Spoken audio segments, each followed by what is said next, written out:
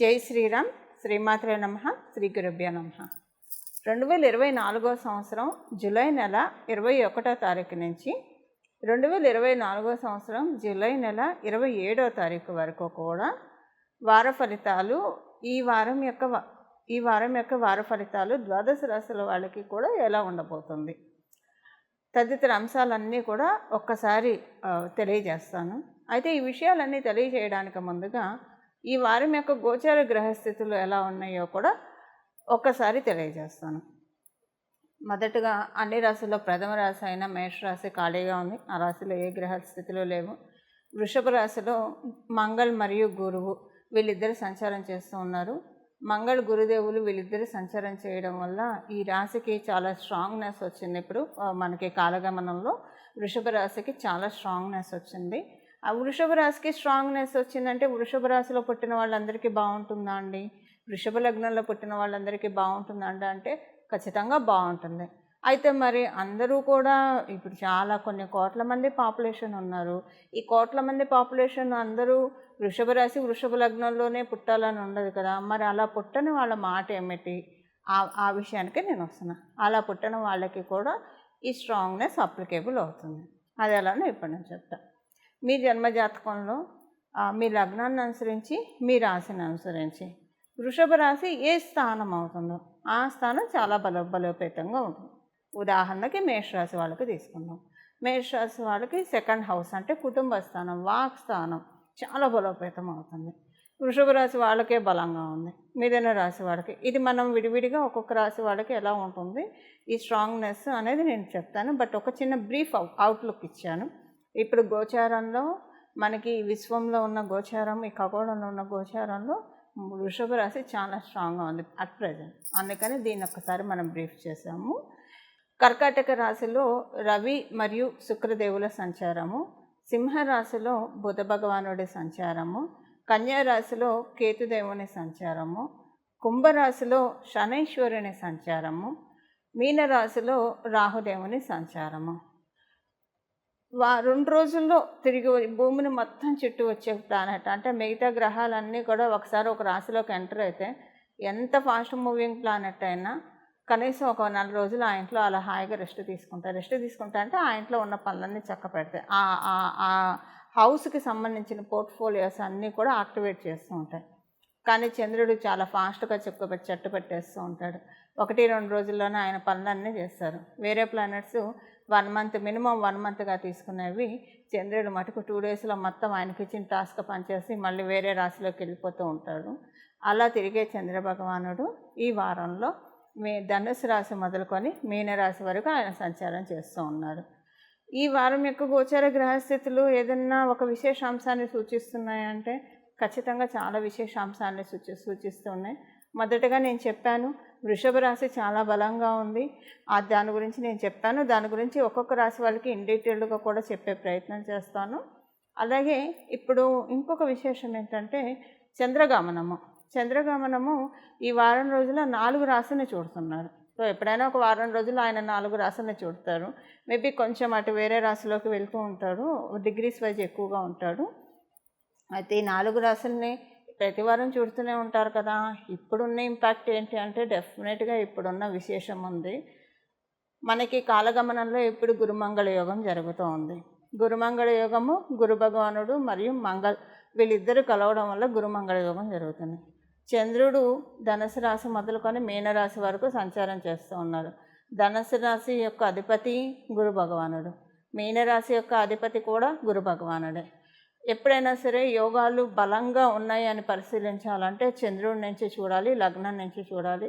చంద్రుడి నుంచి చాలా బలంగా ఏ యోగం అయితే బలంగా ఉంటుందో అది ఫిక్సప్ అయిపోతుంది. ఇప్పుడు గోచారంలో చంద్రుడు గురు భగవానుడికి సంబంధించిన రాశితో సంచారం మొదలుపెట్టి ఈ వారం ఈ వారం ఎండ్ అయ్యే లోపల గురు భగవానుడికి సంబంధించిన రాశిలోనే ఆయన ట్రాన్సిట్ ఎండ్ చేస్తున్నాడు కదా.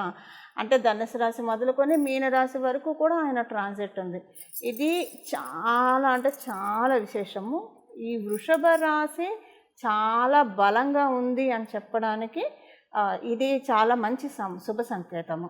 వృషభ రాశి ఎందుకు బలంగా ఉంది? వృషభ రాశి విడిగా బలంగా లేదు, వృషభ లగ్నం విడిగా బలంగా లేదు. బలంగా ఉండడానికి కారణం ఏంటంటే అక్కడ గురువు మరియు మంగళ వాళ్ళిద్దరు సంచారం చేస్తున్నారు. ఇప్పుడు దానికి చంద్రబలం కూడా తోడయి ఉండడం వల్ల నిజంగానే ఇది చాలా, అంటే చంద్రబలం ఎందుకు తోడైందంటే ధనుసు రాశిలో ఆయన సంచారాన్ని మొదలుపెట్టి మీనరాశిలో ఆయన సంచారాన్ని ఎండ్ చేస్తున్నాడు. కాబట్టి ఇక్కడ గురు భగవానుడికి సంబంధించిన రాశుల్లో ఆయన ట్రాన్సిట్ మొదలవడం ఎండ్ అవ్వడం ఉంది కాబట్టి చాలా మంచిది. ఇదొక విశేషాంశం. ఇంకొక విశేషాంశం ఉంది. అదేంటంటే బుధ భగవానుడు సింహరాశిలో సంచారం చేయడం. సింహరాశిలో బుధ భగవానుడు సంచారం చేయడం ఏ విధంగా ప్లస్ అంటే, ఏ విధంగా స్పెషల్ అంటే, ఇప్పుడు కన్యా రాశికి అధిపతి, మిథున రాశికి అధిపతి కూడా బుధ భగవానుడే.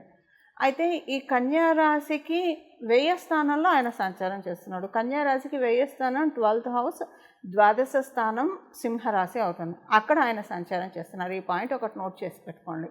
ఇంకొకటి సేమ్ ఇలాంటి గ్రహస్థితి అది కూడా ఉంది. అందువల్ల ఇది స్పెషల్ అయింది. అదేంటో ఇప్పుడు నేను చెప్తాను.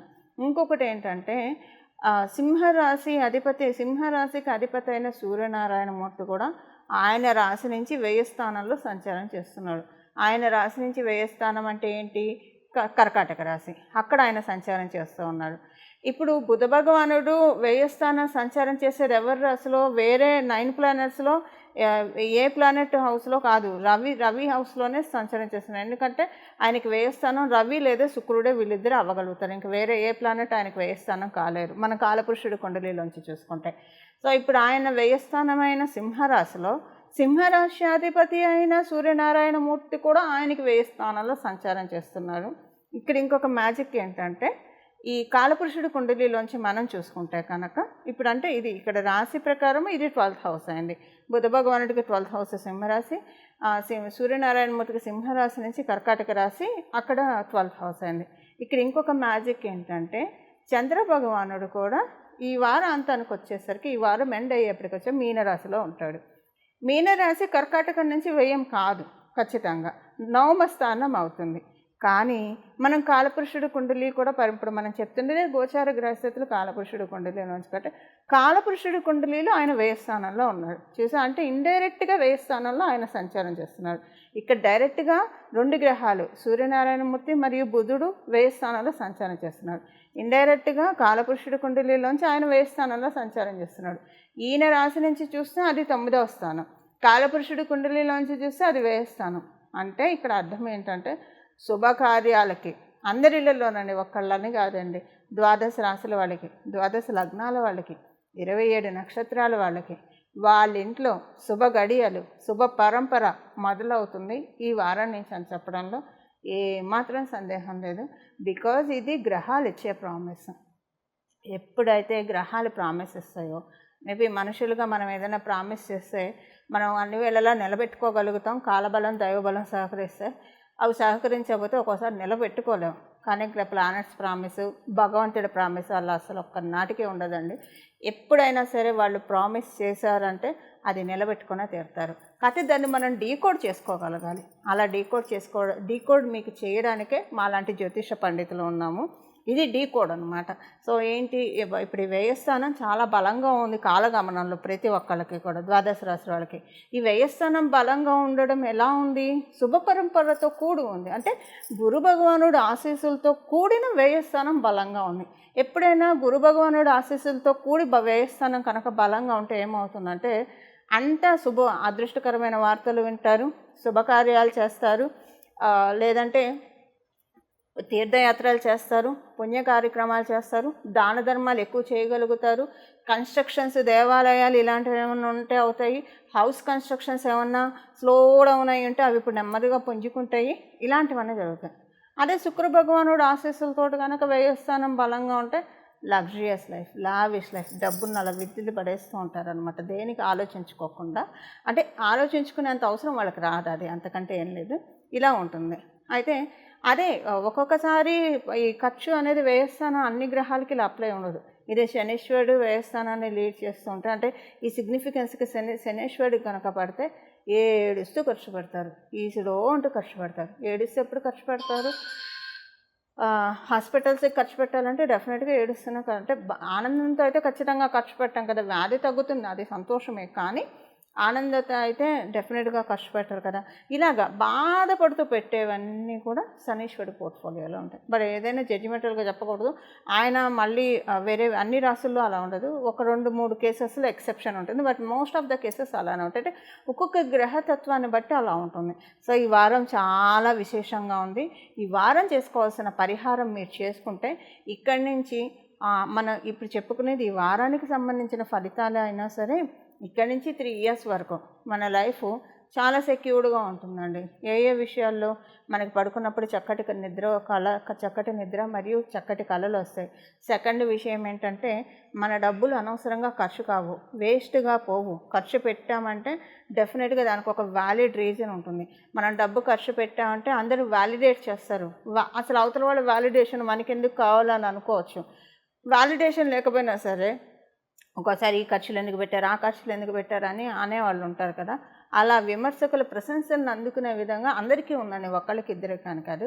సో ఈ ఖర్చు చాలా మంచి పని చేసావు. ఇప్పుడు ఏదైనా ఒక శుభకార్యం చేస్తే బాగా చేస్తారు మీరు, భోజనం బాగుంది, చాలా బాగుంది, ఇలా అంటే శుభకార్యం చేసిన వాళ్ళకి చాలా హ్యాపీనెస్ ఉంటుంది కదా. సో ఇలాగ వ్యాలిడేషన్ అనేది అలా వస్తుంది అందరి నుంచి. ఇదొకటి. మనకి ఫస్ట్ మనస్తృప్తి, ఆత్మసంతృప్తి, ఇది మెయిన్ మనకు కావాలి. ఏం చేసినా సరే అవతల వాళ్ళ మెప్పు మనం పక్కన పెట్టేస్తే మనల్ని మనం సాటిస్ఫై చేసుకోవాలి. ఇదే చాలా కష్టము. ఇప్పుడు అది జరుగుతుంది. మీరు ఒక యాత్ర చేస్తే ఆ యాత్రకి సంబంధించిన కంప్లీట్ ఎనర్జీస్, ఆ పర్టికులర్ దేవాలయానికి సంబంధించిన ప్రతి దేవాలయంలో ఒక్కొక్క ఎనర్జీ ఉంటుంది. ఆ ఎనర్జీని కంప్లీట్గా మనం గ్రాస్ప్ చేసుకోగలుగుతాం. ఇప్పుడు మనం ఏం పరిహారం చేసుకోవాలో మనం ఇప్పుడు చూద్దాం. మిథున రాశిలో పుట్టిన వాళ్ళకి ఈ వీక్ మీకు మనం స్టార్టింగ్లో చెప్పాను కదా, వృషభ రాశి చాలా బలంగా ఉందని. అది మీకు ఏ విధంగా ప్లస్ అవుతుంది ఇది మనం చూద్దాం. ఇప్పుడు మిథున రాశి వాళ్ళు చాలా కేర్ఫుల్గా ఉండాలి. మీరు మిథున రాశిలో పుట్టిన, మిథున లగ్నంలో పుట్టిన ఇద్దరికీ పాయింట్ అప్లికేబిలిటీ ఉంటుంది. సో మీరు జాగ్రత్తగా ఉండాలి. ఇప్పుడు వ్యయస్థానం చాలా బలంగా ఉందని మనం తెలుసుకున్నాం కదా. ఎందుకంటే బుధుడు సింహరాశి మరియు సూర్యనారాయణమూర్తి కర్కాటక రాశి, చంద్రుడు మీనరాశి. మీ దాంట్లోనే వ్యయస్థానం బలంగా ఉంది. మీ దాంట్లో వ్యయస్థానం ఎలా బలంగా ఉంది? మీకు వృషభ రాశి చాలా బలంగా ఉంది. వృషభ రాశి మీకు వ్యయస్థానం. ఇది మీకు ఇంకా చాలా మంచిదండి. అంటే అన్ని రాశుల వాళ్ళది ఒక ఎత్తు అయితే వృషభ రాశి వాళ్ళకి మీకు ఇది ఇంకా స్పెషల్ అని చెప్పాలి. ఇంకా కొన్ని రాశులు ఉన్నాయి, బట్ మేజర్గా ఇప్పుడు మీకు చాలా స్పెషల్. ఏ విషయాల్లో మీకు స్పెషల్లో చెప్తాను. మీరు ఎన్నాళ్ళ నుంచో ఏదైనా ప్రాపర్టీ అమ్మేసుకోవాలనుకుంటున్నారు, అమ్మేసుకోవడానికి మీకు సరైన ధర రావట్లేదు, లేదా వదిలించుకోలేకపోతున్నారు, అది ఇప్పుడు జరుగుతుంది. ఇప్పుడు మనం తెలుసుకోబోయే పరిహారం చేయడం వల్ల. అలాగే మీరు ఎప్పటి నుంచో విదేశాలు వెళ్ళాలని ప్రయత్నిస్తున్నారు, వెళ్ళలేకపోతున్నారు, అది ఇప్పుడు జరుగుతుంది. లేదా విదేశాల్లో బాగా స్థిరపడాలనుకుంటున్నారు, ఇంకా అవ్వట్లేదు, అది ఇప్పుడు జరుగుతుంది. ఆల్రెడీ స్థిరపడే ఉన్నారు కానీ ఇంక మీకు ఇప్పుడేం కోరికలేదు, మీరేం ప్రాపర్టీ అమ్మాలనుకోవట్లేదు. ఆల్రెడీ విదేశాల్లో ఉన్నాం, స్థిరపడ్డాం, మేము బాగానే ఉన్నాం అని అనుకుంటే ఇంకా బెటర్గా ఉంటుంది. అసలు స్థిరపడటం అంటే ఇప్పుడు డెస్టినీ మీకు చూపిస్తుంది. అసంటే ఇన్నాళ్ళు మీరు అనుకున్న, మీరు తృప్తికల మనుషులు కాబట్టి భగవంతుడు ఇచ్చిందంతా మేము చక్కగా సంతోషంగా ఉన్నామని మీరు అనుకోవడం, అది మీ సహృదయత. ఇప్పుడు డెస్టినీ మీకు చూపిస్తుంది.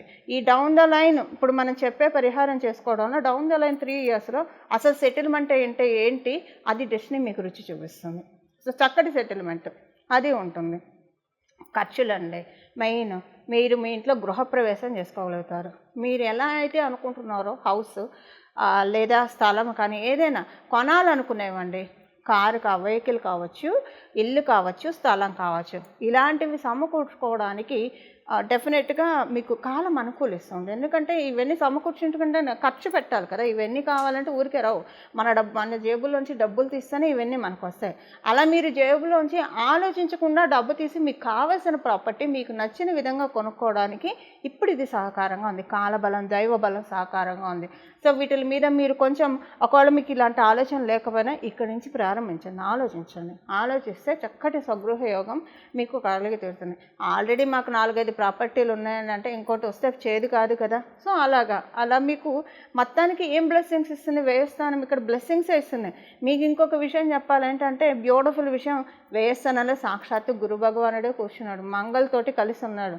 అన్ని సన్మంగళాలు కలిగే విధంగా మీ రాశి వాళ్ళని అత్యద్భుతంగా దీవిస్తున్నాడు అండి బాబు. నిజంగా మీరు చాలా అదృష్టవంతులు. మిథున రాశిలో పుట్టిన వాళ్ళు, మిథున లగ్నంలో పుట్టిన వాళ్ళు చాలా అంటే చాలా అదృష్టవంతులు అని చెప్పాలి. మీకు అంటే ఇక్కడి నుంచి డౌన్ ద లైన్ ఏ ఖర్చులు జరిగినా శుభత్వానికే జరుగుతుంది. పచ్చ తోరణం కట్టే తెస్తారు ఆ ఖర్చుకి. సో లేదంటే ఆనందపడతారు. గెట్ టుగెదర్స్, తీర్థయాత్రలు, గెట్ టుగెదర్స్, ఇలా మంచి ఖర్చులు జరుగుతాయండి. ఇంకా ఖర్చులు అంటే మీరు కూడా ఇమాజిన్ చేసుకోండి. అన్నీ నేను ఇప్పటికిప్పుడు ఒక ఎక్స్ప్లెయిన్ చేసుకోవాలంటే చాలా అవుతుంది కదా. సో ఆల్రెడీ మీకు బాగానే నాలెడ్జ్ ఉంటుంది కాబట్టి నేను just brief lines, out lines మీకు ఇచ్చేసేసి డాట్స్ కనెక్ట్ చేసుకోమని చెప్పి డాట్స్ నేను పెడుతున్నాను. డాట్స్ని మీరు కనెక్ట్ చేసుకోండి. ఈ విధంగా మిథున రాశిలో పుట్టిన వాళ్ళకి మరియు మిథున లగ్నంలో పుట్టిన వాళ్ళకి ఈ ట్రాన్సిట్ యోగవంతంగా ఉంది. ఈ వార ఫలితాలు యోగవంతాన్ని ఇక్కడి నుంచే స్టార్ట్ చేస్తుంది. Activation point of the yogas. ఓకేనండి. ఇది మీ రాశిలో పుట్టిన వాళ్ళకి మరియు మీ లగ్నంలో పుట్టిన వాళ్ళకి ఫలితాలు. ఆల్రెడీ నేను చెప్పాను ఎంత మంచి విశేషమైన గ్రహస్థితి. స్టార్టింగ్లో మీకు వీడియో స్టార్టింగ్లో చెప్పాను ఎంత మంచి విశేషమైన అనుకూలతోటి కూడి ఉన్న గ్రహస్థితి. ఇది డీకోడ్ చేసి చెప్పాను. దీన్ని మనం గ్రాస్ప్ చేసుకోవాలి. గ్రాస్ప్ చేసుకోకుండా మన కళ్ళ ముందు కంచంలో అన్ని పంచపక్ష పరమాన్నాలు పెడతారు. దేవుడు ఇప్పుడు పెట్టాడు మన ముందు. బట్ మనం చేతితో కలుపుకొని తింటే మనకి అనుభవించగలుగుతాం. లేదా అలా చూస్తూ ఉంటే అదంతా వెనక్కి వెళ్ళిపోతూ ఉంటుంది. సో ఆ మిస్టేక్ ఇప్పుడు ఎవరు చేయకండి. కంప్లీట్గా ఇది గ్రాప్ చేసుకోవడానికే ప్రయత్నించండి.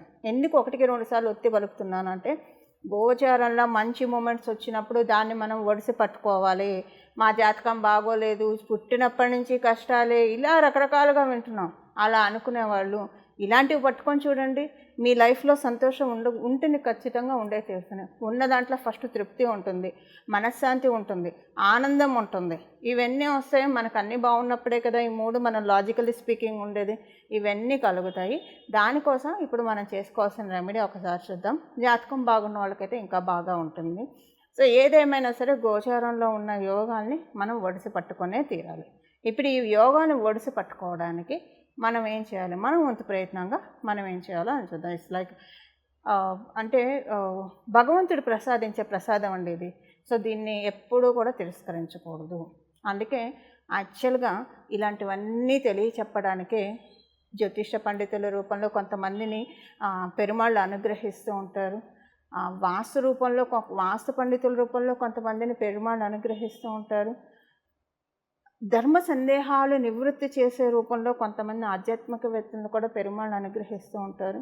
అలాగే మనకి పురాణాల్లో ఉన్నదంతా కూడా చక్కగా అరటిపండు ఒలిచి నోట్లో పెట్టినట్టు చెప్పే విధంగా కొంతమందిని మన కోసం పెరుమాళ్ళు అనుగ్రహిస్తూ ఉంటారు. ఈ అనుగ్రహాన్ని మనం ఎప్పుడూ కూడా మిస్ చేసుకోకూడదు.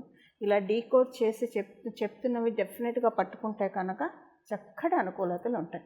ఇప్పుడు దీన్ని పట్టుకోవాలంటే ఏం చేయాలో చూద్దాం.